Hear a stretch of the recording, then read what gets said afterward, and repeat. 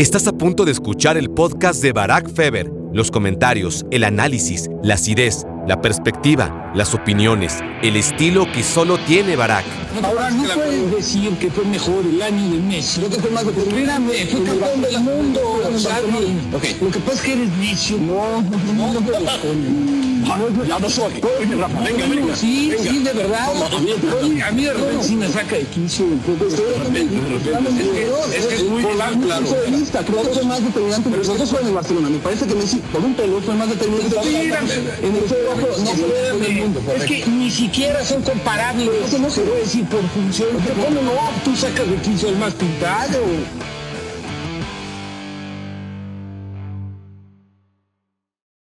Hola, bienvenidos a Me Quiero Volver Chango. Gracias por hacerme tu cómplice para matar el tiempo y también para hacer historia, porque hoy en Me Quiero Volver Chango está a punto de pasar lo que nunca antes había pasado. Habían dado alguna entrevista eufóricos a nivel de cancha, que creo que muchos recordamos aquella noche del ascenso. Sí que habían compartido micrófonos, a mí me parece, ya nos dirán unos minutitos quizás en alguna mesa, pero ¿alguna vez alguien los había reunido para que el show gire alrededor de ellos? No, eso nunca jamás hasta el día de hoy, y por eso estoy muy agradecido con ambos. Fueron meses de negociación, ¿eh? Tuvimos que aplazar este placer que nos envuelve unas cuantas veces, pero ha llegado, aquí estamos, y tengo que agarrar al cuerno, iba a decir. Hay que agarrar al cuerno por los toros, estuve a punto de decir, para que vean lo nervioso que estoy. Hay que salir al ruedo, darle la bienvenida a un protagonista que Me Quiero Volver Chango lo ha tenido muchas veces. Bueno, su nombre ha salido varias veces por aquí. Hemos hablado de él con otros invitados. Yo mismo me he desahogado en el diván. En fin, aquí está esperando a que termine mi letanía y no viene solo. Está acompañado por uno de sus mayores logros y orgullos de su vida. Porque por si fuera poco con tener a Rafa Puente en Me Quiero Volver Chango, también tenemos pues a Rafa Puente. Rafa, de verdad, muchas gracias por hacer esto posible. Un gusto, Barack. Encantado y siempre dispuesto para lo que se ofrezca. ¿Cómo estás, Barack? Mira, el nervio lo puedo entender. Creo conocer los motivos. Me llama la atención que con tantos años ya tú en los medios de comunicación manifiestes nerviosismo previo al arranque de en este caso, un podcast, ¿no? Pero creo que estás obligado a contextualizarle a la gente el por qué estás nervioso, y yo estaré obligado a diluir ese nerviosismo que sé que te invade. Estás obligado a compartirnos el por qué, que emana de una anécdota que ya data de mucho tiempo. Creo que pocos de los que están escuchando ahora necesitan contextualización. Algunos sí que estarán escuchando Me Quiero Volver Chango por primera vez y la requerirán. Los demás me parece que tienen claro más o menos de qué estamos hablando. Confieso que la presencia de Rafa Hijo aquí, más allá de que en cualquier momento era un personaje susceptible a ser invitado a Me Quiero Volver Chango porque es mi cuate, porque lo admiro y porque por sus propias credenciales es muy interesante escucharlo y hablar de fútbol con él. La verdad, confieso, Rafa Hijo, que te utilicé como intermediario, ¿no? Y eso además lo sabes, para poder tener aquí a Rafa Papá, ¿no? Porque, a ver, en Me Quiero Volver Chango han pasado, Luis García, Gómez Junco, Ciro Procuna, Beto Murrieta, Enrique Garay, Tato Noriega, entre muchísimos otros, ¿no? Y bueno, queríamos tener también a Rafa Puente Papá, pero la verdad es que no tenía tanta confianza para invitarlo si no hubiera sido por tu intermediación, como con algunos otros compañeros. Ok, me queda claro. Pero bueno, entonces yo me extenderé un poco más. Me queda claro que ya bien lo mencionaste, que no se necesita contextualizar tanto para tus fieles seguidores de este espacio. Sin embargo, lo voy a compartir yo. Hace muchos años, cuando Barack empezaba en Televisión Azteca, en algún viaje a Celaya, si alguno de ustedes dos lo vivieron, yo no, pero si me equivoco, corríjanme. Barack empezó a... Fue a Pachuca. Fue a Pachuca, ¿no? A Pachuca, bueno, peor aún porque es más corto. Qué bueno que no fue a Celaya porque no hubieran llegado tus dientes, Barack. O sea, yo me acuerdo porque Rafa lo ha dicho y lo ha comentado a terceros o a mí mismo, ¿no? Pero yo en sí no me acuerdo del momento. Me acuerdo de hablar sobre el momento, pero no del momento en sí. Pero no es más que una situación donde tú, como imberbe, joven, como todos lo hemos sido en algún momento, pues emitiste algunos juicios, los cuales en su momento a mi papá le molestaron. Muy probablemente venían ya, digamos que no los comentarios, pero y eso pues mi papá lo podrá corregir si es que me equivoco, insisto, ¿no? Pero venía a lo mejor el malestar, si es que le podemos llamar así, precedido de algunas imitaciones que hacías en la Contracrónica, si no me equivoco era el nombre. Y entonces a lo mejor eso no le agradaba mucho a mi papá, que ahora nos lo confesará. Y entonces ante los juicios que empezaste a emitir, pues tuvo una reacción de decirte, bueno, tú qué chamaco, no quiero decir la palabra que utilizó en ese momento, ¿de qué hablas y en dónde jugaste y demás? ¿Por qué no, pa? Mejor tú nos compartes esa anécdota que tú la viviste y tú si la recuerdas, Barak ya no, la tiene en blanco. Sí, mucho mejor que yo, seguro. La recuerdo perfecto, como recuerdo infinidad de cosas que nos tocó vivir sin haber realmente sido muy estrecho, muy cercano el trabajo contigo, Barak. Digo, yo no seleccionaba para nada a la gente, tú sabes cómo se reparte el juego, sea para programas o sea para partidos, o a lo mejor era un periodo donde tú iniciabas y lógicamente pues te tienes que ir ganando el espacio, el sitio, como te lo has ganado, ¿no? Y hoy en día, pues la verdad, tienes, independientemente de toda tu participación en tele, tienes ahora el privilegio, la verdad, de poder contar con este espacio en radio y que seguramente debe tener mucho éxito. Poco lo he comentado porque ha sido este periodo de pandemia un alejamiento de todos los compañeros del día a día. Tú sabes lo que es perfectamente estar en esos espacios previos a los programas donde te encuentras pues con los que van a ir en el mismo programa y muchos de los que pasaron por la oficina y están viendo algún trámite o les tocó otro programa que seguramente es en otro estudio, pero a la misma hora alguien que llega a grabar. Entonces, pues la comunicación con todos los compañeros fue siempre pues en el día a día y dejó de ser a través del tema de la pandemia. La pandemia pues ha pegado por todos lados y seguramente la gente ni se imagina cómo puede ser la separación de tantos que éramos sumamente, pues la verdad, estrechos, juntos, y que eso se terminó, ¿no? Y que si acaso tienes, cuando va a arrancar el Zoom para conectarte para algún programa, es el saludo antes de que digan, bueno, vamos al aire, porque todo es probar micrófonos y ver que todo esté correcto. Pero bueno, dentro de todo eso, retomando el tema, en uno de los viajes que hacíamos a Pachuca, que sabes que se evitaba que cada quien fuera en sus autos, entonces se concentraba, se rentaba una camioneta o tenía una camioneta, en este caso TV Azteca, y nos íbamos todos juntos. Entonces íbamos ahí y seguramente pues tú ibas sí con el interés de estar en esa participación, estar cercano con la gente, pues que llevaba el compromiso de la transmisión, ¿no? No recuerdo, pero seguramente iría André Marín y por supuesto que iban los que narraban, etcétera.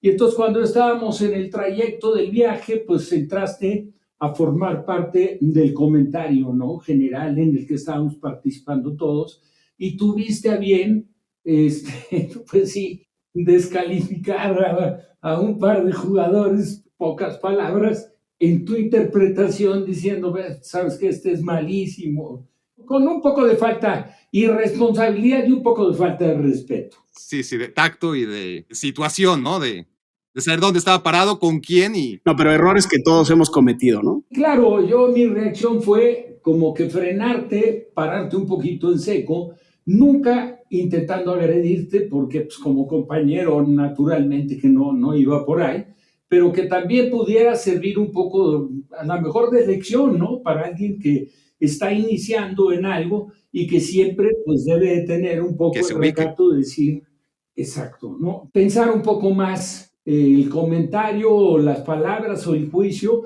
para expresarlo.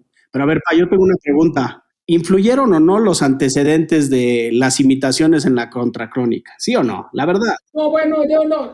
A mí las imitaciones pues nunca me han agradado, ¿no? Yo sé que muchos con esa voz aguardientosa que tengo, muchos por la espalda me imitan en el canal y ahora en ESPN y no he tenido oportunidad de cazarlos en el momento justo, esa es la verdad. No para que se genere un pleito ni nada, pero sí, no comparto mucho ese tipo de cosas. Pero te vas familiarizando, ahora que es como con Juan Pablo Fernández. Juan Pablo Fernández, la verdad, ha trabajado con nosotros muchos años y de repente al lado del Wiri Wiri, porque esto lo empezó a hacer pegado al Wiri Wiri, se puede decir que es su maestro, empezó a hacer imitaciones algunas medio burlas y muchas muy bien hechas, ¿no? Muy bien hechas. En el caso tuyo, tú sí exhibías un poco más al personaje, ¿no? Sí, me parece que te pasabas de rosca un poco. Ahora, la pregunta a la que siempre caigo, con la que siempre iniciamos, no sé si ya fue abordada, Rafa, porque todas las personas que pasan por aquí, les pido, antes de arrancar con la dinámica que tenga pensada, ¿cuál es el primer recuerdo que tienen sobre mi persona? ¿Ese sería tu primer recuerdo? Y a ver, y si no se acuerdan, porque esa pregunta también va para ti, Rafa, ¿cuál es el primer momento en el que recuerdas a Barak Feber? Y no se preocupen si no se acuerdan de un momento tan insignificante en sus vidas, no serán los primeros, pero es una tradición empezar con esa pregunta. Bueno, para mí sí fue importante ese día porque, te repito, no teníamos un acercamiento como a lo mejor sí lo tenías con André Marín o lo tenías con gente de menor edad, ¿no? Claro, y con los que estaba todos los días, porque contigo, Rafa, convivíamos, si acaso, los fines de semana cuando teníamos partido, pero no estabas en la oficina de lunes a viernes como el resto. Y no nos tocaba trabajar en programas juntos, esa es la verdad. Yo aparecía en el canal y regularmente, como tú sabes, yo en la vida, no por otra cosa, pero sí te habrás dado cuenta de que yo nunca me maquillé. Nunca quise pasar por el tema del maquillaje. Al principio me lo cuestionaban un poco ahí en la empresa y luego me lo entendieron y me lo aceptaron y me lo respetaron. Entonces yo prácticamente llegaba safe a los programas y de la misma forma como llegaba me iba. Entonces, mi trato en el canal, pues solamente el día que hubiera una comida de fin de año, una cosa así, a lo mejor podríamos ahí intercambiar un poquito, ¿no? Conocernos un poco más a fondo. Pero realmente conocerte para mí, por eso los tengo y lo he recordado como una anécdota que sí me pareció, y bueno, pues este chavo, ¿en dónde jugó? ¿Quién es? Como para descalificar de esta manera a jugadores de primera división, ¿no? No por pensar que son intocables, no, para nada, sino porque venía para mí de una forma irreverente de un chavito. Entonces, pues sí, como anécdota, pues sí la tengo muy, muy fija. Y luego con el tiempo, pues el rollo cambió y hubo mucho más acercamiento y no participando, insisto, mucho en programas, pero luego una cercanía cuando te fuiste para ESPN en Estados Unidos y tuvimos la oportunidad de estar allá y la verdad es que sí estuviste muy cercano conmigo, muy, muy cariñoso y la verdad la pasé muy, muy a gusto y trabajé muy contento todos esos días que me tocó ahí vivir contigo y compartir algunas cosas. La Euro de 2012, qué bueno que te acuerdas de eso, Rafa. ¿Sabes? Yo me acuerdo, y ahora hablamos con Rafa Hijo también, si tiene un primer recuerdo. Mi primer recuerdo contigo, Rafa, y ya te lo dije alguna vez, fue 27 de agosto de 1999. Y lo tengo tan claro, pues porque era mi cumpleaños. A ver, igual era 27 de agosto de 2000. Eso sí que no lo tengo tan claro. Pero yo hablé a la oficina, a la redacción, al gallinero ese terrible, ¿no? Donde estábamos todos en una oficina de 4x4, ¿te acuerdas? Hablé por teléfono, alguien, no sé si Alex Blanco o alguno de los cuates sabía que era mi cumpleaños o le dije que no iba a ir a la oficina porque era mi cumpleaños y en el desmadre, porque eran puros chavos en esa oficina, empezaron todos a felicitarme, ¿no? Yo recién ingresado a la empresa y para mí era increíble que todo el mundo me estuviera diciendo feliz cumpleaños, ¿no? Y en eso tú pasaste, seguramente ibas a protagonistas, ¿no? Y por alguna razón llegaste 10 minutos antes, en lugar de 5 minutos antes, te pasaron el teléfono y me dijiste felicidades. Y yo no sabía si alguien te estaba imitando o si realmente eras tú. Y si eras tú. Y a mí eso es algo que, para un chavito, ¿no? Recién llegado, que Rafa Puente agarra el teléfono y te diga feliz cumpleaños, cabrón. La verdad fue algo que, un recuerdo inolvidable, ¿no? Y aparte, te digo algo que siempre, con cualquiera que se hubiera presentado, encantado de la vida, a lo mejor de repente no siendo tan cercanos o cumpliendo con una intimidad, porque siempre con el cariño y el respeto a los compañeros. Así como tuve a muchos muy jóvenes, como fue tu caso, después en el camino las diferencias o el trato o el sentimiento ha sido otro, ¿eh? Y puede haber algunos que incluso no soporto. No soporto, pero lo respeto, cada quien en su rollo, a mí me respetan, yo lo respeto también. Tu caso fue muy, muy diferente, muy diferente. Y yo me enteré, en este caso, que eras de origen judío por David Faitelson, que para mí no tiene absolutamente nada que ver, ¿me entiendes? El que seas católico, seas judío, no tiene nada que ver. Es conocer a la persona es entender a la persona, es tratar a la persona, aprenderle a la persona, por más joven que sea, de todo tenemos, yo creo que para sacar cosas positivas. Y siempre, y accedí con muchísimo gusto, ahora que me comentó Rafa, para poder estar en este espacio contigo, porque que quede claro, de verdad, no te traté muy a fondo, pero siempre te he tenido mucho aprecio. ¿Te acuerdas que me decías? No te dejes, cabrón. No sé si te acuerdas de eso. Métele un madrazo al Chirinos. No, bueno, porque me traían. No, y te voy a decir por qué. De ahí me acuerdo perfecto. Un día que estábamos, no en la oficina de deportes, estábamos en otro sitio, que era en una parte, en uno, que yo creo que era arriba de los estudios de atrás, y de repente te agarraron medio de bajada, como que estabas distraído y te tiraban como si te pegaran un bolazo de algo. Y yo ¿sabes qué? Agarras todo de frente, metes un madrazo y te tienes que dar a respetar. Sí, porque yo era el chavito, era una bola de mequetrefes, ¿no? Pasados de lanza de aproximadamente todos 24, 25, 26 años, y yo era el mocoso de 17, 18, y me trataban como ya no se trata a la gente, afortunadamente, ¿no? Como entiendo que ha avanzado la sociedad y ahora hay mucho más respeto en general, ¿no? A las diferencias, ya sea de edad o de preferencias, ¿no?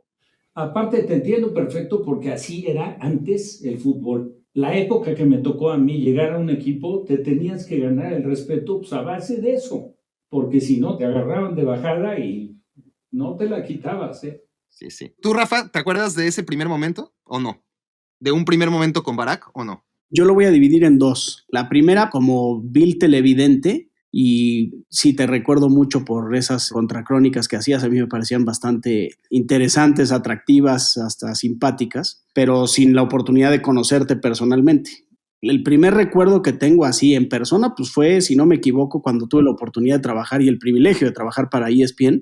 Me tocó ir a cubrir igual una Euro, pero desde Bristol, y ahí tuve la oportunidad de conocerte. Estaba Poncho Vera, trabajaba ya en ese momento, que es un gran amigo, el Tato, que también en ese momento pues, se volvió importante en la convivencia, y ahí tuve la oportunidad de conocer a Barack la persona, no a Barack el comentarista, a quien ya conocía, no personalmente, solo de escucharlo en la tele. Y desde ahí, y no es darte coba ni mucho menos, pues muy buenos recuerdos, o sea, me complace escucharte al inicio decir que soy tu cuate. Si bien nos frecuentamos poco, yo también te considero mi amigo y te tengo un gran aprecio, gran respeto, gran admiración, y es ahí donde yo te recuerdo ese primer contacto contigo, ya sabiendo perfectamente quién eras. Antes solo recuerdo es el de las contracrónicas, y sí recuerdo, voy a confesar, el haberte bautizado a título personal, capaz que alguien más te lo decía, algún día se lo dije a mi jefe, que te parecías a Shaggy, según yo. Bueno, esa era mi opinión, ¿no? Shaggy, el que hace las contracrónicas. En esas dos lo dividiría yo, el primer recuerdo con respecto a tu persona. Qué cabrón. Mira, yo me acuerdo que te conocí en una final Pachuca-América. Yo creo que fue, ¿qué será? 2005, 2006 por ahí.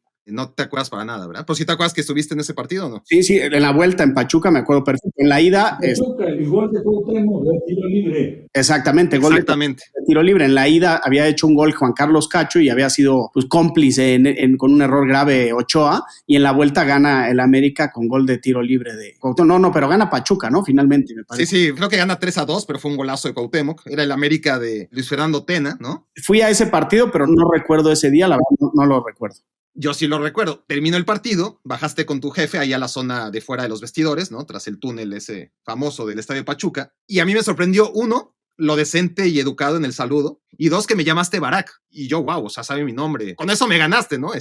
Por dentro se va a pensar, aquí está el pinche Shaggy y las contracrónicas, ¿no? Pero me llamaste Barack y eso dije, mira, me conoce. Y he de decirte algo, ¿no? Que yo tampoco te he dicho nunca, ¿no? Ya que estamos confesando. Pero yo cuando te veía en tu DN después, pues me cagabas. O sea, a ver, me cagabas, no, pero no me caías del todo bien. Y me pasó contigo, guardando las distancias, con muchas otras personas. Creo que todo el mundo tendemos a juzgar a la gente sin conocerla y luego sobre todo cuando estamos en el medio, ¿no? Porque las conocemos de la tele y luego ya la conoces en persona y puede, para bien o para mal, afectar tu opinión de una persona. A veces al revés, ¿no? Una persona te cae muy bien de la tele, la conoces en persona y es otra cosa. Contigo, te digo, guardando las distancias, que esperemos algún día sean cortas, por ahora son largas, me pasa un poco con Pep Guardiola igual. O sea, con Guardiola les voy a contar. Como jugador, Guardiola era mi ídolo, ¿no? Pero de pronto se va un día de la nada del Barça y encima se va al Brescia. Y yo como aficionado digo, ¿qué le pasa, no? Y de ahí anda dando tumbos, ¿no? Fue leyenda en el Barça, pero de ahí del Brescia no pasa nada, se va a la Roma, da doping positivo, del cual eso sí, muchos años después lo indultan, pero en ese momento lo suspenden, se va a jugar a Qatar, Todavía sin retirarse, aparece como director deportivo en la candidatura de un candidato, ¿no?, a la presidencia del Barça, que se llamaba Luis Bassat, el que perdió contra Laporta ahí en 2003. O sea, y después de perder las elecciones, luego recala en Sinaloa, ¿no?, con Dorados. Después aparece como entrenador, y yo, cuando dicen, a ver, este va a ser entrenador del Barça, más allá de lo que fue como futbolista y capitán del equipo, yo decía, a ver, este tipo dirigió al Barça B de la 4ª división. ¿Qué méritos tiene para dirigir al Barça? Y sobre todo es un tipo que, a ver, se decida, ¿no? Porque lo veo por todos lados, o es director deportivo, o es futbolista, o es entrenador. A mí me daba la sensación de que Guardiola no sabía lo que quería. Primero que se define este cabrón y luego que dirija un equipo como el Barça. Y bueno, vaya que me tapó la boca, eso no es necesario ni decirlo, ¿no? Pero yo sí tenía muchas dudas con Guardiola, y es el pedo de los seres humanos, o bueno, es mi pedo, ¿no? Para no meter a toda la humanidad en el mismo saco. Mi pedo es que no aprendo las lecciones, y entonces contigo, Rafa, tú dirías, ¿y todo esto de Pep Guardiola qué tiene que ver? O sea, yo te veía a la distancia, ¿no? Y decía, primero en tu papel de hijo de Rafa Puente, te conocí en Pachuca, ¿no? Después como futbolista profesional, o un poquito antes como futbolista profesional, tocando puertas, ¿no? Sin demasiado éxito para tener minutos en primera división. Luego, hablando de bromas, ¿no? Y de imitaciones, haciendo bromas telefónicas fue a Chiqui Drácula, ¿no? Y no sé quién más, ¿te acuerdas? Con acento argentino. Sí, con Juan Pablo Fernández, que ya lo mencioné. Precisamente. A ver, hagamos un paréntesis. ¿Cómo fue ese episodio en tu vida? Uy, es que mi vida está llena de episodios catárticos, ¿no? Que evidentemente habría que extenderse muchísimo, pero bueno, ese en particular, pues fue bastante peculiar. Juan Pablo es de alguna forma muy afín a mí. Juan Pablo, hijo de José Ramón Fernández, quien no lo tenga claro, ¿no? Exactamente. Y afín a mí en el sentido de tocar puertas. Yo soy un convencido que no hay nada más digno que pedir trabajo. Y soy un convencido que las puertas no se tocan, se tiran a golpes. Esto dicho evidentemente con respeto, ¿no? Y Juan Pablo, en una posada de Televisa, yo trabajando en Televisa, fuimos a la posada y estaba presente en ella Emilio Azcárraga. Nosotros estábamos en ese momento platicando con Juan Carlos Rodríguez y le estábamos diciendo que nos diera la oportunidad de hacer un programa de radio y demás. Juan Carlos Rodríguez, que es el jefe de Univisión. Actualmente, exactamente. Buen amigo. Y presentes ahí, Juan Carlos, pero evidentemente en broma, le dice a Juan Pablo, pues ahí está Emilio, ve y dile. Ah, ok. Y Juan Pablo se arrancó, literal, y abordó a Emilio Azcárraga y le dijo, oye, Emilio, quiero que tengamos un programa, lo cual no provocó que nos dieran ese espacio, no lo provocó, pero sí, evidentemente también le dio más entrada de la que le pudo haber dado a otro personaje, pues por la figura del padre de Juan Pablo, ¿no? José Ramón Fernández, pues todo el mundo lo conoce y Emilio no es la excepción. Y entonces, oye, soy el hijo de José Ramón Fernández y quiero hacer un programa. Ah, ok. Y pues total la bomba, yo me imagino, habría que preguntárselo un día, pero vio ese desplante, digamos, de arrojo de Juan Pablo que dijo, mejor les voy a dar el programa a estos porque si no me van a generar algún día un problema. Y así empezó el programa y bueno, en ese momento el programa, pues la verdad es que se llamaba La Porra Te Saluda y tenía una dinámica muy atractiva, era muy irreverente y en algún momento se nos ocurrió, emulando a dos muy buenos amigos como son Esteban Arce y el Burro Van Rankin, que muchos años antes lo habían hecho, pues empezamos a hacer bromas y varios fueron víctimas de ella. Por supuesto que Marco Antonio Rodríguez fue una de ellas, el ruso Brailovsky fue otro, y algunos otros, Memo Lara, el representante, José Antonio García, el presidente del Atlante, cayeron ahí en nuestras garras. Principalmente Juan Pablo era realmente el orquestador de esas cosas y yo lo acompañaba ahí. Muchas de las bromas yo era un soporte importante porque siempre he hablado muy bien como argentino, me sale muy bien el tono como argentino y entonces... A ver, acaba de contar la anécdota con acento argentino, por favor. Y bueno, sin ningún problema. Mira, el caso es que estábamos ahí y mira, te cuento, por ejemplo, la del ruso, muy sencilla. Le llamamos al ruso y yo era Sebastián Luri, no sé si lo recordás, que ahora escribe en algún periódico, no recuerdo el cual. Y bueno, al ruso yo personalmente le ofrecí, porque en ese momento Luri, si no me equivoco, pertenecía a algún equipo, no sé si tenía algún vínculo con Grupo Pachuca, total, que le ofrecimos la posibilidad de dirigir o a Pachuca o a León, no recuerdo bien, porque no quiero inventar tampoco. Pero viste el quilombo que se armó y entonces Daniel, que nunca me he disculpado con él y algún día lo voy a hacer, cuando tenga la oportunidad de verlo en persona, lo haré, porque no lo he visto en persona aún, pero me disculparé por esa broma. El caso es que, y te lo digo, me disculparé porque si hoy me hacen a mí esa broma con la ilusión que tengo de volver a dirigir, la verdad es que no me vendría muy en casa.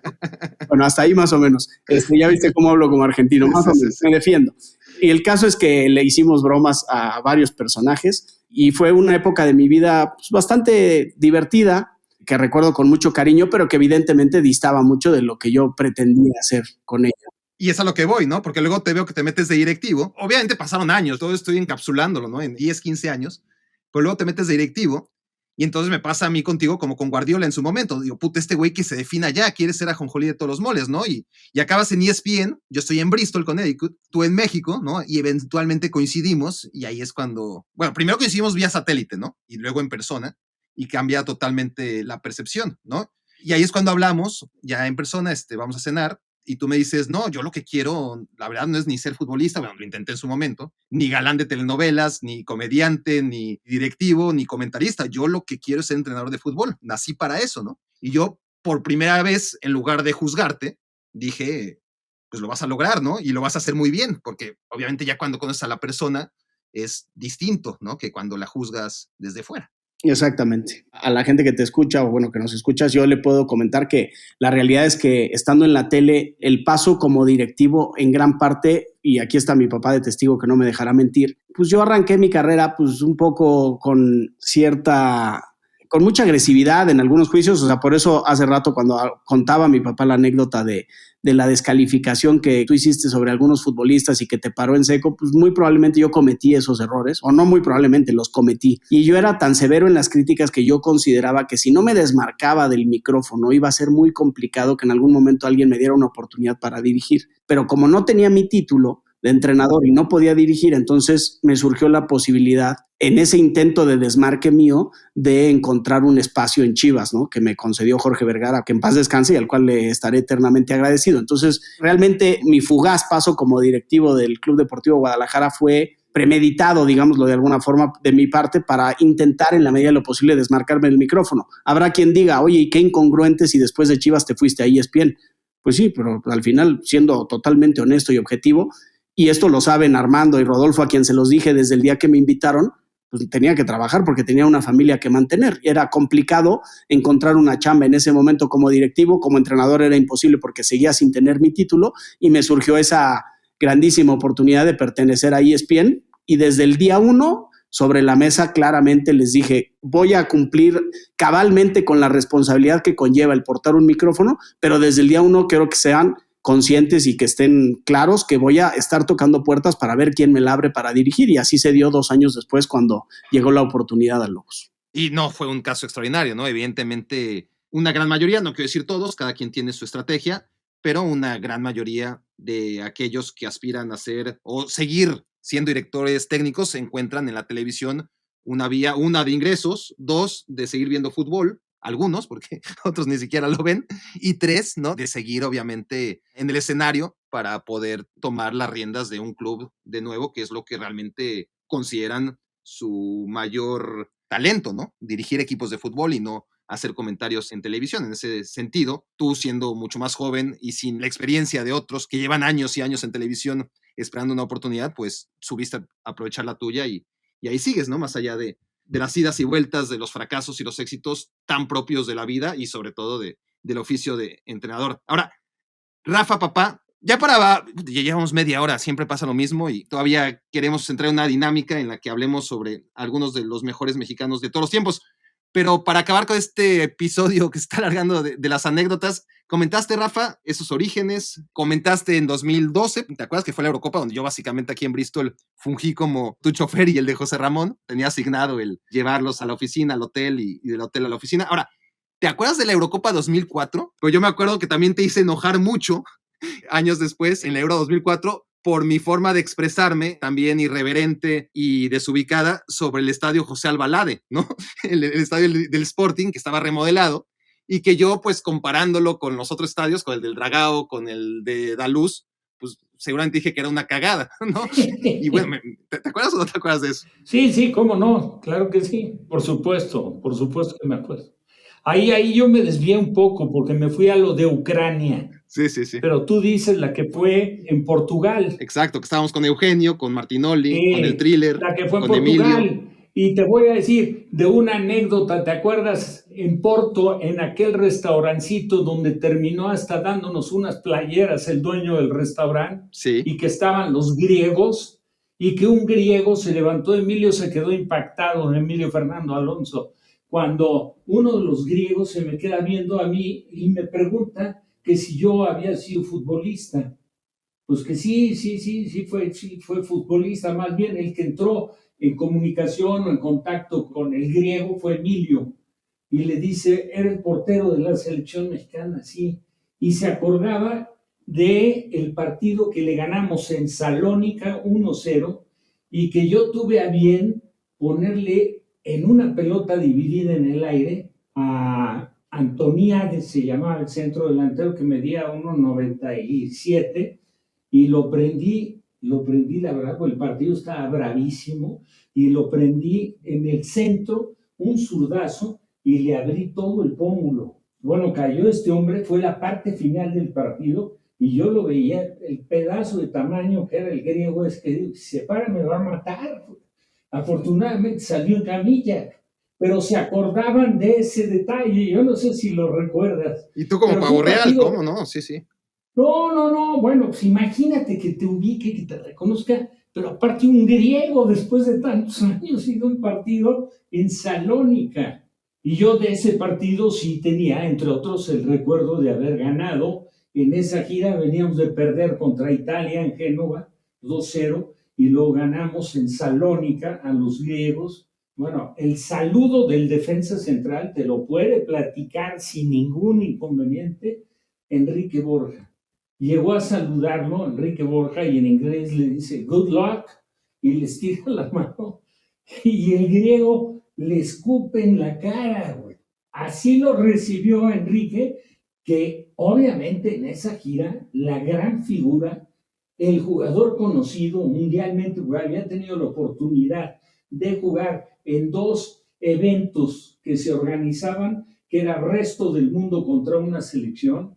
Fue convocado Enrique Borja. Entonces, Enrique y además Borja, era como persona una dama, ¿no? Sí, a donde llegamos, los titulares decían, llegó México con Borja, Enrique Borja al frente de la selección. Siempre hacían referencia de Enrique. Perdón que me desvíe un poco, pero son anécdotas, la verdad, increíbles, ¿no? Que de repente llega el momento de recordar, y de Grecia, porque claro, en esa oportunidad no fue en Grecia, estábamos en Portugal nosotros, y que fue el desenlace que tuvo, bueno, Portugal. Sí, si hubiera sido en Grecia, favorito, se te hubiera caído el estadio encima. Sí, ¿te acuerdas que empezó ese torneo? Lo empezó perdiendo Portugal con Grecia y lo cerró Grecia ganándole el título a Portugal, jugándose en Portugal. Sí, yo ya no asistí a esa final porque fuimos a la semifinal, a la de Grecia ganando la República Checa. Nosotros estábamos hospedados en Lisboa, el partido fue en Oporto.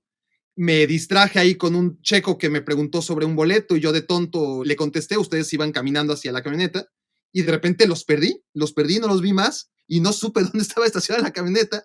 Se arrancaron, tampoco tenía yo teléfono ni nada y me quedé solo en Oporto y ustedes se fueron a Lisboa y me dejaron y ya no fui a la final, obviamente, porque pues ya mejor me regresé a España, que es donde estaba viviendo en ese momento. Y luego tuvimos la oportunidad de estar tú y yo en España, en el Mestalla, en Valencia, para ver jugar ahí un partido de Real Madrid-Barcelona, que fue final de la Copa, que ganó Real Madrid con gol de Cristiano Ronaldo y con una actuación sublime de Casillas, porque merecía ese día Barcelona haber ganado por diferencia de 2 o 3 goles el partido. Con la particularidad, era uno de los 4 partidos que jugaron de manera consecutiva Barça y Madrid, cuando además de jugar final de Copa del Rey, jugaron los partidos semifinales de la Champions y el partido de la Liga, ¿no? Entonces estaba la rivalidad Guardiola-Mourinho en su punto de ebullición, y hay que decir que tú a ese partido vas a trabajar. Yo a ese partido voy en plan aficionado, ¿no? Y en eso, tú vas saliendo del baño, yo voy, o sea, imagínate las posibilidades, entre 50,000 personas, te veo subir las escaleras. Y además, en ese momento, a mí me habían dicho, para variar, Rafa Puente te está buscando porque te quiere partir la madre. Porque había salido una contracrónica en el Estadio Azul, ¿te acuerdas? No, sí. Entonces dije, puta, ahora sí me voy a agarrar de valor y no creo que me quiera romper la madre entre tantas personas, ¿no? Pues sí, bueno, podríamos seguir hablando sobre anécdotas durante todo el episodio, ya llevamos más de la mitad. Lo único que quiero decir, ya para acabar con esto y empezar rápidamente con la dinámica que tenía pensada, porque es algo que realmente quiero comentar, y esa es la razón por la que me aflige tanto no tener una relación de cuates estrecha como tengo con Rafa hijo, ¿no? Con Rafa padre, porque A ver, miren, yo empecé en los medios chavito, ¿no? 16 años, 1998, ¿ok? Mejor ni hago la cuenta de cuánto tiempo llevo de conocerte a ti, Rafa, y de convivir en general con lo mejor de lo mejor en esta industria. Y les voy a decir algo, por ejemplo, voy a decir nombres al azar y que nadie se ofenda, pero es cuestión meramente de imagen, la imagen que proyectamos, lo que hablaba con Rafa Puente Hijo. Yo, por ejemplo, tiendo a caerle gordo a propios y extraños, ¿no? A André Marín peor. O sea, nosotros puede que sí lo queramos o lo apreciemos de cierta manera, pero en general, la verdad es que la gente no suele tragar mucho a André Marín. Enrique Garay lo mismo. Digo, la percepción general que desde mi experiencia la gente tiene sobre ellos. Faitelson, por ejemplo, tiene millones de detractores y algunos fans, y a Faitelson le encanta ese papel. Pero a nivel personal, la verdad es que es muy, muy difícil que alguien que verdaderamente conozca a David tenga una mala opinión de él, ¿no? Son muy, pero muy pocos quienes no le quieren tras conocerlo en persona. Pero su imagen pública es otra cosa y le encanta además el papel de villano. Y cada vez más. No sé, Martinoli, por ejemplo, hablábamos de él, ¿no? Es al revés que Faitelson, porque tiene millones de fans, pero algunos detractores, o sea, tampoco genera un consenso, porque hay mucha gente que lo alucina, sobre todo si hablamos de futbolistas y gente del medio, ¿no? Y así podemos seguir uno por uno. Y empezando por José Ramón. Exacto, José Ramón, bueno, ¿no? A él sí vas a encontrar opiniones divididas de quienes le conocemos y de quienes solo le han visto en la tele, ¿no? Polariza como profesional y también como ser humano. Hay opiniones de él para todo. A ver, es que hasta Roberto Gómez Junco, ¿no? A casi todo el mundo le cae bien, y digo casi porque conozco a alguna que otra persona que no le venera tanto como yo. En fin, a lo que voy, Rafa, es que contigo, Rafa Puente Suárez, y lo digo con toda honestidad, porque es así, en todos esos años, desde 1998, no he conocido una sola persona, ni los que te conocen, ni de los que solo te ven en la tele y te preguntan por la gente famosa, ¿no? Nunca he oído a nadie expresarse mal de ti. Porque te lo tengo que decir, o sea, siempre me ha resultado muy llamativo esto de que no le caigas mal, o sea, tienes un carisma que no le caes mal absolutamente a nadie. Pues... Te lo juro, no tengo por qué decirte algo que no sé si Rafa, hijo, obviamente es distinto, es tu papá, pero no sé si tengas esa percepción. Sí, es una realidad. Si bien se pueden por momentos a lo mejor emitir juicios con respecto a su persona por la personalidad que proyecta, ya gente que lo conoce y en los medios y aficionados y demás, o porque lo admiraron como futbolista o porque lo admiran como comentarista, sí es unánime casi, ¿no? El hecho de que haya una aprobación, una afección y una empatía, ¿no? Bueno, como introducción ya estuvo bueno, no quiero incomodar más a Rafa, tenemos además tiempo límite y aquí tengo mi guía de temas a tratar y de hecho ya quiero tachar el primero, ¿no? Vamos a saltárnoslo si les parece, porque el primer tema que quería tratar con ustedes, aprovechando que cuento con una mezcla aquí de experiencia y óptica moderna del fútbol, el ejercicio de hoy, ¿no? O uno de los ejercicios de hoy era responder a una pregunta que desgraciadamente amenaza con eternizarse, ¿no? Y es, ¿quién fue el mejor futbolista? ¿Quién ha sido el mejor mexicano de todos los tiempos? ¿Hugo Sánchez o Rafa Márquez? Yo ya lo he comentado, o sea, son jugadores sumamente distintos. Vamos a abordarlo, o sea, rápidamente, nada más. Es muy complicado porque son dos posiciones súper distintas, eso lo sabemos. Si lo analizamos desde el punto de vista técnico, pues no hay debate, creo, ¿no? Rafa mucho mejor futbolista, técnicamente hablando, que Hugo, pero esto es de goles, ¿no? Y los goles son lo más difícil y la técnica para meter goles también es muy importante, ¿no? Y nadie como Hugo a nivel histórico quizás, ¿no? Entonces, está ahí el debate. Y si quieren vamos a abordarlo, no es el tema del que quiero hablar y centrarme en él, pero sí me interesa y estoy seguro que no soy el único aquí que interesa saber su opinión sobre quién, si se puede comparar con lo difícil que es esto, quién consideran es el mejor futbolista mexicano de todos los tiempos.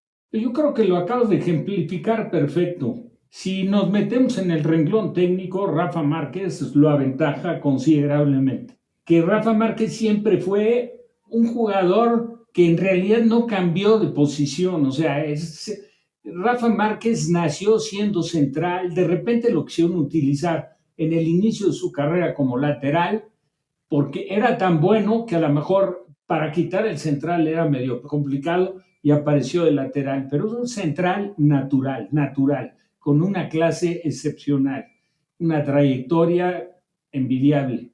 Y Hugo Sánchez, la verdad, yo creo que más natural lo de Rafa que lo de Hugo, porque a Hugo me tocó a mí verlo y verlo crecer y verlo insistir quedándose 45 minutos, una hora después de cada entrenamiento, donde de hecho primero jugaba como extremo izquierdo sin características para poder jugar en esa posición, porque nunca tuvo regate, nunca tuvo, o sea, ser un jugador habilidoso.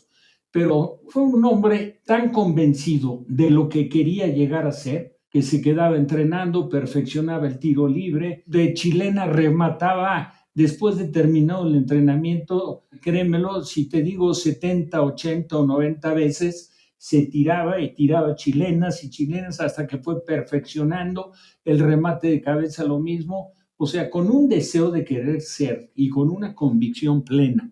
Y terminó, la verdad, por ser un jugador extraordinario, reconocido mundialmente, figurón en el Real Madrid, con 4 pichichis, el otro con Atlético de Madrid, tuvo el temple y el coraje para no aceptar que se rescindiera su contrato en el Atlético de Madrid después de un periodo de inicio bastante complicado, y se mantuvo firme y dijo que a él le respetaban el contrato.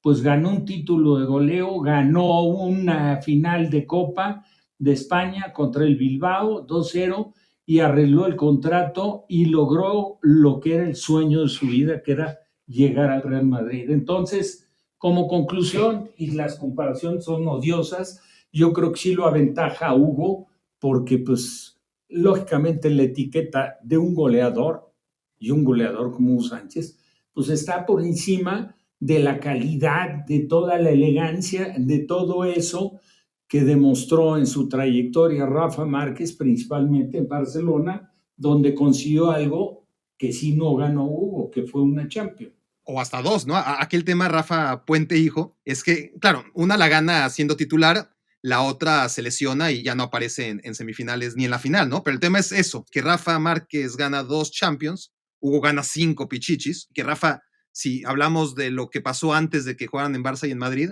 pues Rafa estuvo 4 años en el Mónaco y lo hizo de maravilla, fue campeón de la Liga, ¿no? Pero Hugo también estuvo muy bien en el Atlético, ¿no? Como dice Rafa, ganó la Copa del Rey, ganó su primer pichichi, pero luego Rafa Puente del Río, ¿no? Yo creo que los éxitos de Hugo en el Madrid fueron más prolongados que los de Rafa en el Barcelona, que Hugo era la figura del Madrid, o una de las 3 figuras, si quieres, de un equipo histórico y muy recordado, aunque no ganara la Champions, es uno de los grandes Reales Madrid de la historia, 5 ligas consecutivas, mientras Rafa, siendo partícipe de también uno de los Barça más importantes de todos los tiempos, es bien querido, hasta venerado quizás en el Barça, pero nunca tuvo en el equipo un estatus como el de Ronaldinho, como el de To, como el de Xavi, como el de Iniesta, a diferencia de que el Madrid de la quinta y de Hugo, ¿no? Sí, totalmente de acuerdo. Y coincido con lo que ya expusieron los dos. O sea, al final estamos hablando de los 2 máximos referentes en la historia del fútbol, que además los que le siguen están lejísimos. Después que entren en la polémica quien quiera con respecto a quién pueda ser el tercero, pues ya que lo discutan, no es el momento, no es el tema. No, sí es el momento. De hecho, eso es a lo que quiero llegar. La introducción era esa, pero el tema siguiente es ese. Bueno, el que sea que elijamos a continuación está lejísimos. Y sí, con respecto a esos 2, yo me quedo con Hugo Sánchez, ¿no? Por encima de Rafa Márquez. Hay una sola cosa, entiendo perfectamente el contexto en el cual ustedes hicieron referencia al aspecto técnico de Rafa. Sí, es un futbolista más técnico, es un futbolista con, vamos a llamarle, con una técnica congénita, por así decirlo, ¿no? Que evidentemente la depuró. Pero Hugo Sánchez, si bien no era el más técnico, hay que tener mucha técnica para hacer un porcentaje altísimo de sus goles de primera intención, porque si hay algo complejo en el fútbol, pues es la primera intención, sea con la cabeza, sea con el pie, y hay un porcentaje, no tengo el número exacto, pero la técnica depurada de Hugo para definir, sin ninguna duda debe de estar como centros delanteros entre los 3 o 4 mejores en la historia, para mí. Para definir hablo exclusivamente. Claro, no, sí. A veces pensamos que técnica individual nada más es capacidad de hacer túneles, regates, ¿no? Y técnica también es el golpeo de balón, y en ese sentido como Hugo, ¿no? Y como esa zurda, poco. Ahora, el tema es ese, ¿no? El que ya apuntabas. Y ahí sí que quiero profundizar, porque los 3 estamos de acuerdo en que Hugo, por ahí en tiempos extra, le gana a Rafa como el máximo exponente del fútbol mexicano de todos los tiempos. Pero si decía que desgraciadamente no tiene pinta de que el debate acabe pronto, es porque quién sabe cuánto tiempo va a pasar para que tengamos un tercero en discordia, ¿no? Y esa es la pregunta que quiero hacerles, porque ahí sí hay mucho de dónde escoger. El tema es que están muy, muy lejos todos de Rafa Márquez y de Hugo Sánchez, pero ¿a quién consideran ustedes, a quién pondrían ustedes como el tercer mejor futbolista mexicano de todos los tiempos desde su perspectiva? Bueno, pues ahora arranco yo. Yo me quedo con Cuauhtémoc Blanco. por su capacidad, su inteligencia para jugar fútbol y su carácter, ¿no? Porque en momentos de alta presión demostró en repetidas ocasiones que era un tipo que estaba dispuesto a echarse al equipo que fuera al hombro, ya sea en selección nacional, ya sea con el América. Yo me quedaría con él. Pues digo, no quiero ser imitador de nadie, pero sí coincido con el apunte. Y lo he dicho en muchas ocasiones, incluso en una ocasión hasta me generó un conflicto con Hugo. Yo expresé un día que para mí había sido mucho más importante Cuauhtémoc Blanco con la selección mexicana de lo que fue Hugo Sánchez. Y le incomodó a Hugo, no le gustó por el nivel que tiene de logros, de conquistas, de ser considerado por todos como el máximo. Yo también así lo veo, pero a nivel de selección, más importante para la selección mexicana, Cuauhtémoc que Hugo. De acuerdo. Es que ese es otro tema. Hay que dividir lo que es el mejor futbolista mexicano de todos los tiempos, y ahí nadie tiene dudas, y es Hugo Sánchez, y quien tiene dudas, pues dirá Rafa Márquez, pero Hugo Sánchez tiene que estar en segundo sí o sí. Pero si hiciéramos un debate en el que nos enfocáramos únicamente en lo hecho en selección nacional, es que yo no sé siquiera, igual y estoy exagerando, pero no sé siquiera si Hugo Sánchez entraría en el top 10 de seleccionados mexicanos si solamente hablamos de lo hecho en selección nacional. Sí, de acuerdo. ¿No? Ahora, a ver, tercera pregunta, ¿no? Metiéndonos así en la historia de los jugadores, digo, por ejemplo, de los jugadores que actualmente están, porque es digo, quieras o no, pues es un poco diferenciar un poco hablando de los históricos, hablando de los actuales, ¿no? Yo después, por ejemplo, aunque su periodo en Europa fue muy corto, yo después de Cuauhtémoc me iría por Luis García. ¿Por encima de Guardado? ¿Por encima de Chícharo? Bueno, el Chícharo sí es goleador. Tienes razón, ¿no? Lo de Chícharo ha sido mucho más consistente. Me parecía con más condiciones Luis García que el Chícharo, o sea, un jugador más completo, Luis. Lo que tuvo fue una etapa brillante de llegada al Atlético de Madrid, y luego, la verdad, ahí hubo un desencanto, se descuidó y luego pasó a la Real Sociedad de San Sebastián y de ahí de regreso. Pero sí, tienes razón, el caso de Chícharo. Y Guardado ha hecho una trayectoria brillante. Claro, no destaca tanto porque pues, es un volante mixto, ¿no? Mal utilizado en algún momento en Valencia como lateral izquierdo, o el Leverkusen cuando se lo llevó a Alemania, que también lo hicieron casi debutar en una Champions por el costado izquierdo como marcador, como lateral, que no tiene características de lateral, y lo hicieron ver mal. Y menos para el fútbol europeo. Ahora, tú, Rafa Puente, hijo, si habláramos después de Hugo, de Márquez y de Cuauhtémoc, si estamos de acuerdo todos en que son 1, 2 y 3, rápidamente un cuarto pondrías en la mesa entre, a ver, tú puedes poner el que quieras, pero se me ocurre para ayudarte. Te pongo a Guardado, te pongo a Luis García, como dice Rafa, te pongo a Vela, te pongo al Chícharo, te pongo a Campos. ¿Cuál pondrías tú para completar ese póker de ases en la historia del fútbol mexicano? Y ahí sí se aprieta mucho, ¿no? La verdad, se vuelve complicado elegir a uno. Por ejemplo, el caso de Vela en condiciones... Claro, no por condiciones, porque condiciones, sí, Vela creo que lo tenemos clarísimo. Claro. Indiscutiblemente, y me apena muchísimo, Vela, hay un déficit indiscutible en lo que uno espera con base en su potencial y lo que le ha terminado por entregar al fútbol. Aún así le ha alcanzado para hacer una muy buena carrera. Sí, ese tercer escalón, Jorge Campos, yo me quedaría con Jorge Campos porque, y bueno, pues creo que la opinión de mi papá en este rubro pues cobra mucha relevancia por el expertise que tiene. Fue un adelantado a su época. Jorge Campos, en una época donde para nada se contemplaba, hoy un portero que no maneja el balón bien con los pies, pues difícilmente puede hacer una carrera importante, ¿no? Y Jorge Campos pues era un adelantado y me tocó entrenar con él, fui compañero de él en Pumas y era un espectáculo verlo de delantero porque era más capaz que todos los que podíamos en algún momento competir por algún lugar, entiéndase los titulares o los que éramos la pedacera como tu servidor, y nos superaba ampliamente a todos como delantero, ya no se diga como portero. Entonces yo en lo particular me quedaría con Jorge Campos por haber sido un tipo adelantado a su época. Y eso nos lleva justo a la tercera pregunta que tenía aquí, y esta es más amplia porque primero lleva una pregunta, ¿no? Y aquí Rafa Puente Suárez lleva mano en la discusión, porque antes de preguntar quién ha sido mejor, porque el debate ya está ahí, ¿no? La mayoría piensa que son los dos más grandes en la historia de la portería en México. Pero a ver, número 1, Rafa, ¿son Jorge Campos y Memo Ochoa los mejores porteros de nuestra historia? Y una vez que me contestes eso, número 2, ¿se ganó ya Ochoa comer en la misma mesa que Jorge Campos? No, sigue existiendo un margen de distancia para lo que es la función completa de la portería. Jorge Campos lo dijo, Rafa, y aparte puntualizándolo perfecto, es un adelantado a la época. Sui generis, nunca compartí, no su estilo de portero, su estilo para vestirse, me parecía espantoso cómo se vestía, pero le quedaba a él, le quedaba perfecto. Porque era tan buen portero y hacía cosas tan interesantes, te hacía ver la portería fácil. Cuando tú juegas la posición que quieras y alguien que lo está viendo, cuando hace tan fácil las cosas, termina el observador por llegar a la conclusión, en el caso de Campos, de decir qué fácil ha de ser portero. O sea, lo hace todo tan natural, sin caer en exigencias, la verdad, escasísimas equivocaciones. Entonces, pues sí, la verdad, terminas por distinguirlo como lo que es, ¿no?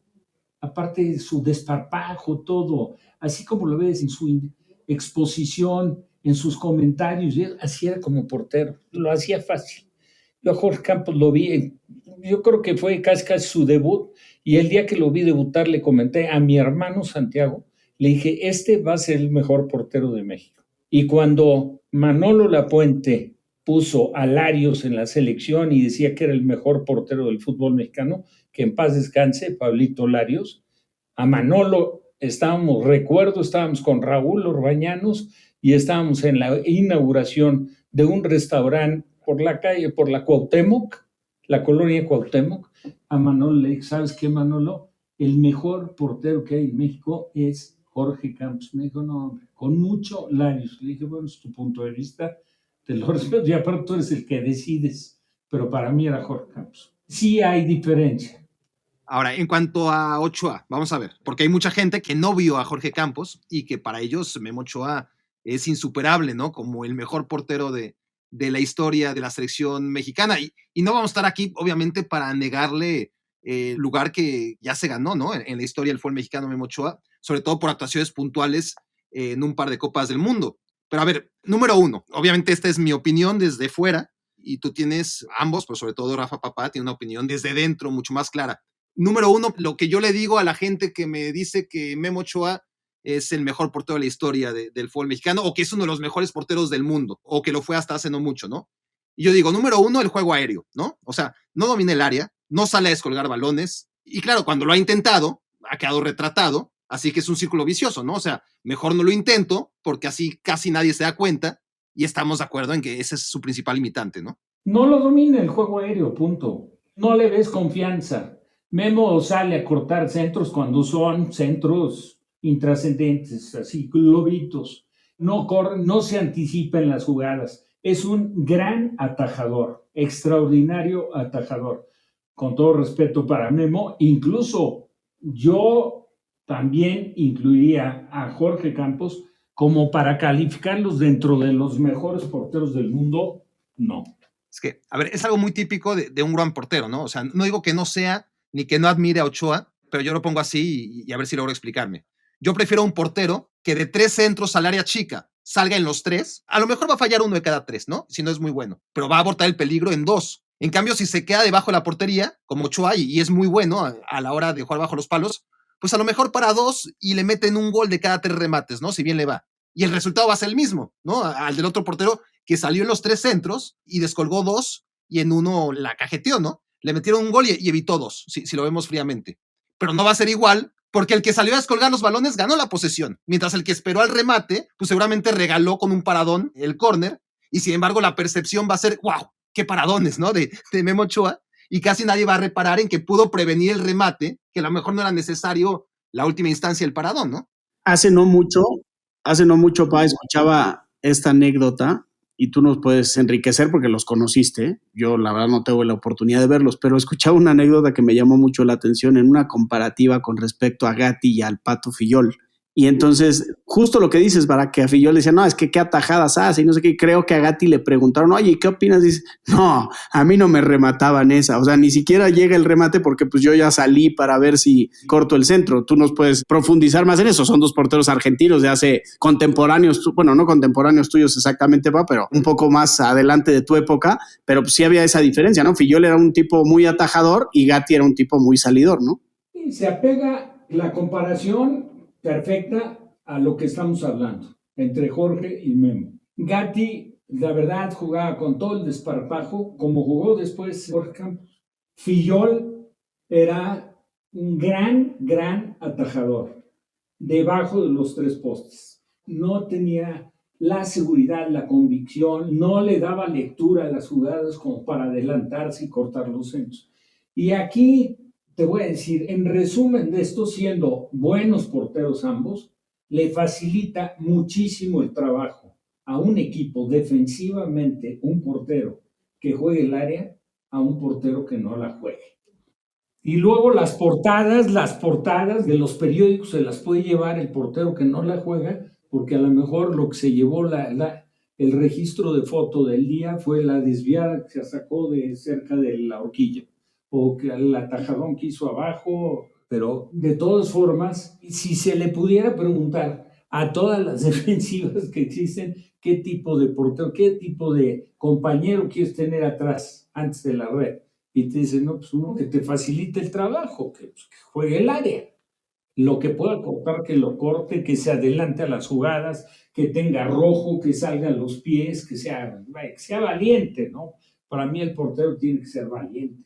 Sí, que prevenga el peligro, no solamente que sea un gran bombero, y Memo Ochoa es un gran bombero, pero en prevención de peligro, pues seguramente es algo que pudo mejorar en su momento, cuando lo veíamos como un brillante portero ya en el América, muy chavito, pero nunca pudo mejorar esa faceta, ¿no? Y ahora incluso ya no solamente es dominar el área, porque claro, hay porteros para todos los esquemas, no es lo mismo el portero que necesita el Cholo Simeone, que lo tiene perfectamente cubierto en Oblak, que tampoco va más allá de su área, a un portero de un equipo que cada vez vemos más, afortunadamente, que plantea el juego siempre con los centrales en el campo contrario. Ahí necesitas un portero que te domine un tercer área imaginaria, ¿no? Que mide casi la mitad del campo, donde no la puede tocar con las manos, pero sí que necesitas saber que tienes una red de seguridad con los pies. Para eso se pinta solo de los actuales Ter Stegen. Sí. Y en el fútbol mexicano el que mejor lo hacía, aunque ha venido un poco a menos, ha sido Jonathan Orozco. Y Nahuel, ¿no? No, bueno, Nahuel es un portero de corte totalmente sudamericano, o sea, juega mucho el área, maneja muy bien el achique en el mano a mano, juega bien con los pies, tiene un poco el inconveniente de repente pretender ser la figura y hacerse notar en algunos momentos de los partidos, entonces a veces pone en un riesgo innecesario a los compañeros, ¿no? Claro. Bueno, tenemos ya el tiempo, ahora sí, súper encima, mis queridos Rafa y Rafa. La idea era hacer un 11 ideal en la historia del fútbol mexicano. Vamos a hacerlo, obviamente, mucho más rápido porque vamos en el portero, pero a ver, tenemos portero ya. Como defensa central, Rafa Márquez ya. Ahora, rápidamente, como compañero de Rafa Márquez, les pongo opciones de ayer y de hoy. Podemos pensar en Suárez, en Salcido, en Moreno y más atrás, obviamente, y obviamente Rafa puedes escoger el que tú quieras, más allá del Calimán Guzmán o del Halcón Peña o de Raúl Cárdenas, qué sé yo. ¿Cuál sería el compañero de Rafa Márquez en un 11 ideal de la historia, no de la selección mexicana, pero del fútbol mexicano? Yo me quedo con Claudio Suárez. Yo Chucho del Muro. ¿Qué hizo del Muro? Para los que no lo tenemos tan claro, era de Cruz Azul. No, haz de cuenta Rafa Márquez. O sea, con esa calidad, un central elegante, central que aparte era durísimo porque pegaba, antes se pegaba, no se castigaba tanto al que pegaba y él pegaba, pero sabía pegar, ¿me entiendes? No era el prototipo del central que a lo mejor el Halcón Peña, cuando iba a cometer una falta, casi se daba cuenta hasta el que estaba fuera del estadio. Alfredo Tena. Es de otro corte. Alfredo Tena, mi respeto, es una gran trayectoria, pero un jugador con limitaciones importantes en el renglón técnico. Laterales, a ver, creo que es un problema histórico en la selección mexicana, es decir, nos vamos a dar cuenta, porque yo al hacer lista de candidatos, salvo que ustedes me corrijan, pues es que no me salen muchos, o sea, laterales realmente históricos, tanto por derecha como por izquierda. A ver, me sale por derecha Carmona y después me tengo que ir a la Jun y a Osorio. Y por izquierda me salen Ramón Morales y si queremos acomodar ahí a Ramón Ramírez. Y no me salen más. Pero mira, laterales derechos, te voy a decir, hubo 2 en el fútbol mexicano, que obviamente muchos de los que nos estarán escuchando a lo mejor nunca los vieron jugar, pero fantásticos los 2. Uno de ellos de Pumas, que era el Pelé Bermúdez, Genaro Bermúdez, que en paz descanse, y el otro Nacho Flores, de Cruz Azul, que en paz descanse también, con una calidad, muy buenos jugadores. Tú, Rafa, ¿por quién te inclinarías entre los que has visto o de los que te han hablado? No, yo tuve la oportunidad de jugar con él, me quedo con, y si bien en selección tampoco tuvo grandes momentos, pero creo que Salvador Carmona sería el que yo elegiría. Por derecha. ¿Y por izquierda? Yo me quedo con Ramón Ramírez. Fíjate, siendo 10 natural, y lo hicieron lateral izquierdo. Ok, entonces jugaríamos de un lado con Ramón Ramírez por izquierda, ahí coincidimos todos, y por derecha, Rafa apunta. ¿Entre quién nos quedamos? ¿Con Pelé Bermúdez o con Nacho Flores? No, Con Nacho bueno, Flores, tuvo una trayectoria más larga Nacho Flores. Claro, Nacho Flores, mientras que Rafa pues tiene que apostar por lo que vio y hasta contra quien llegó a competir, ¿no? Como el caso de Carmona, que era físicamente y técnicamente algo muy, muy notable, el del Toluca. Muy fuerte. Le decían la Roca. Ahora, medio defensivo tampoco me parece que haya mucho de donde escoger. En la historia del fútbol mexicano, creo que tendríamos que hablar, no sé si cabe ahí Pavel Pardo, ¿no? En esa posición, tratando de encontrarle un hueco, o Gerardo Torrado, como referencia más fija. ¿A quiénes pondrían ustedes como el medio de contención o el pivote de un 11 de todos los tiempos?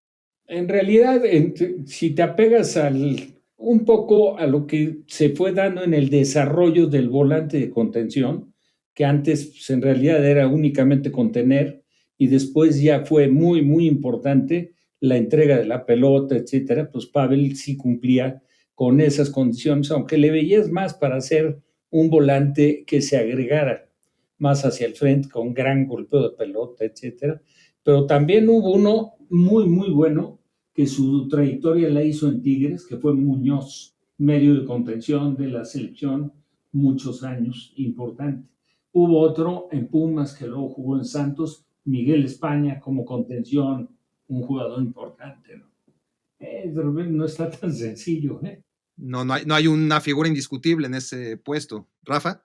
Sí, no, coincido, pero sí, yo de los que mencionaron me quedo con Pavel Pardo.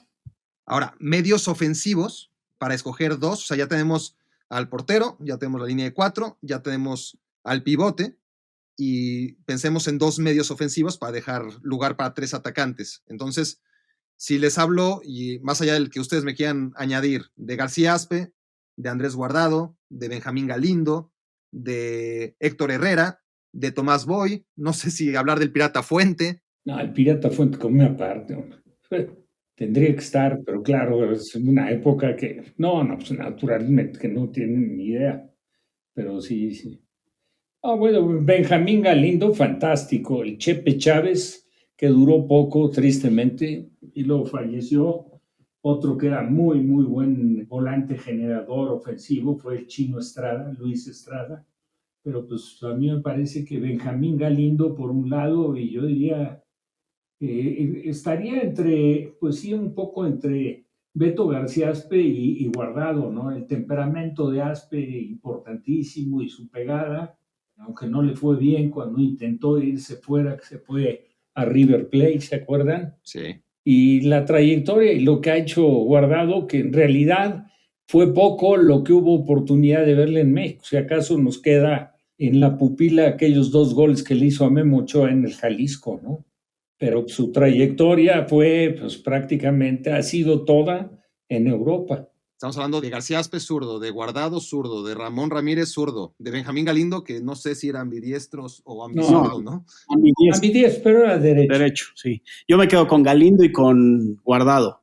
Con Galindo y con Guardado. Y como dice Rafa, o sea, podemos leer mucho del Pirata Fuente, pero es muy difícil ponerlo en un 11, ¿no? Cuando queda tan lejos en el tiempo, pero seguro que es una... Fue figura en Argentina, ¿eh? Es una figura a tener en cuenta, ¿no? Ahora, Centros, o sea, a ver, ya tenemos ahí 8. A Hugo Sánchez y a Cuauhtémoc Blanco, evidentemente, tienen que estar ahí, ¿no? En el 11. Y tendríamos que cerrar entonces este 11, Rafa y Rafa.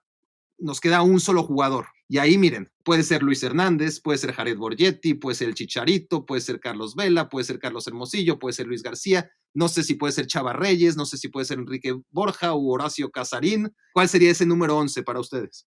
Pues digo, parecería contradictorio si yo te digo que Carlos Vela, porque ya había comentado lo de Luis García antes, ¿no? Pero bueno, pensando en posiciones en que Hugo jugaba por el centro, como centro delantero, por derecha Cuauhtémoc, que fue como inició en América con Ben Hacker, y por el lado izquierdo, pues lógicamente habría que decantarse por Vela, ¿no? Porque Vela, pues, digo, zurdo aparte y ha hecho cosas en su carrera extraordinarias y otras muy, muy extrañas, ¿no? Como han sido sus decisiones. Sí, yo retomando lo que ya anteriormente mencioné, que indiscutiblemente veo un déficit en la carrera de Vela, tomando en cuenta su enorme potencial, también me quedaría con él. Por el perfil, porque podría jugar evidentemente sin problemas, o juega por la banda, ahora juega más por dentro. Creo que se complementaría y se completaría un once bastante competitivo, apegado a nuestra filosofía futbolística, y digo nuestra porque la de mi papá y la mía son muy afines y creo que complementaríamos muy bien el once. Me apunto. A ver, obviamente, olvidémonos de la filosofía y no pensemos en este 4-3-3, sino en el mejor entrenador mexicano de todos los tiempos. Y ahí están, al menos de que ustedes me corrijan y quieran poner a otro en la terna, Nacho Treyes. Obviamente está Raúl Cárdenas también, pero bueno, Nacho Treyes, diagonal, Raúl Cárdenas como máximos exponentes del fútbol mexicano en blanco y negro, Javier Aguirre y Manolo Lapuente. ¿Quién es para ustedes el mejor técnico mexicano de todos los tiempos? Nacho Treyes. Yo evidentemente no puedo opinar ni de don Nacho Treyes ni de Raúl Cárdenas, que en paz descansen, y me voy a ir en esta carrera parejera entre Javier y Manolo. Me quedaría sin identificarme mucho con ninguno de los dos, con Manolo. Con Manuel Lapuente. Entonces, recapitulando rápidamente y antes de despedirnos, pondríamos en un once ideal de todos los tiempos del fútbol mexicano, es decir, de futbolistas mexicanos, independientemente de lo que hicieron con selección nacional, más o menos quedaría así, con Jorge Campos en la portería, con Rafa Márquez y Jesús del Muro o con... No, lo de Claudio, aparte como reciente, y tú sabes, Barak y compañeros, todos los que nos están escuchando, que Claudio Suárez empezó de centro delantero. Recuerdo haber oído eso, sí. Llegó a Pumas de centro delantero y luego lo debutó Miguel Mejía Barón de lateral derecho. Y luego jugó un partido en el Cuscatlán cuando nos ganó El Salvador y jugó de contención. Y luego terminó siendo central y se hizo figurón como central. O sea, estamos hablando de dos delanteros surgidos de Pumas, ¿no? Que acaban en el once ideal de todos los tiempos del fútbol mexicano, uno como portero y el otro como central. Sí. Entonces tenemos a Campos, tenemos a Márquez y a Claudio, lateral derecho Carmona o Nacho Flores y lateral izquierdo Ramón Ramírez, ¿verdad? Así es. Luego tenemos como contención, nos quedamos como, más que como contención, como volante ahí de enganche, Pardo, ¿no? Como conexión entre la línea de volantes más adelantados y defensa sería Pavel Pardo, con Guardado, ahí coincidimos todos, y con García Aspe, ¿puede ser? No, Galindo. De Galindo. Con Galindo, claro, Guardado y Galindo. O Guardado, diagonal García Aspe y Galindo. Y adelante, ahí sí hay unanimidad al respecto de Cuauhtémoc Blanco, Hugo Sánchez y Carlos Vela. Ese sería entonces el once ideal al que nos llevó este ejercicio magnífico que espero que hayan disfrutado principalmente ustedes, pero también, por supuesto, todos ustedes, queridos primates, en esta reunión, ¿no? De tres puentes, ¿no? Rafa Puente papá, Rafa Puente hijo y el puente que permitió que estuviéramos aquí juntos los tres, a pesar de que no fue fácil, no fue fácil como podría haberlo sido por diferentes temas en la agenda, pero realmente yo los disfruté mucho. Muchas gracias por haber hecho esto posible y los dejo pronto porque tienen varias cosas que hacer en las agendas tan complicadas que afortunadamente mantienen. Seguiríamos encantados platicando y extendiéndonos, no penosamente, afortunadamente para ti, para nosotros nos mantenemos aquí. Bueno, Rafa, mi hijo, viviendo en Juárez, por el compromiso de trabajo, tú allá, yo en México, pero si estuviéramos en el mismo sitio, ¿sabes qué tertulias nos aventaríamos? Sí, tenemos que hacer. Que el tiempo y que la distancia lo permita, que lo podamos hacer pronto. Porque lo traemos en la sangre, la verdad. Y ha sido un gusto el participar contigo, saber que estás muy bien, que tienes una hija hermosa. Gracias. Te felicito, Barak, que haya mucho éxito en toda tu trayectoria, que continúe siendo exitosa y que dure mucho tiempo. Lo mismo para ti, Rafa. Rafa, a ti también muchísimas gracias por hacer esto posible. He cumplido mi misión. La verdad es que yo busqué tu amistad básicamente para llegar a este momento, te utilicé y has cumplido tu misión.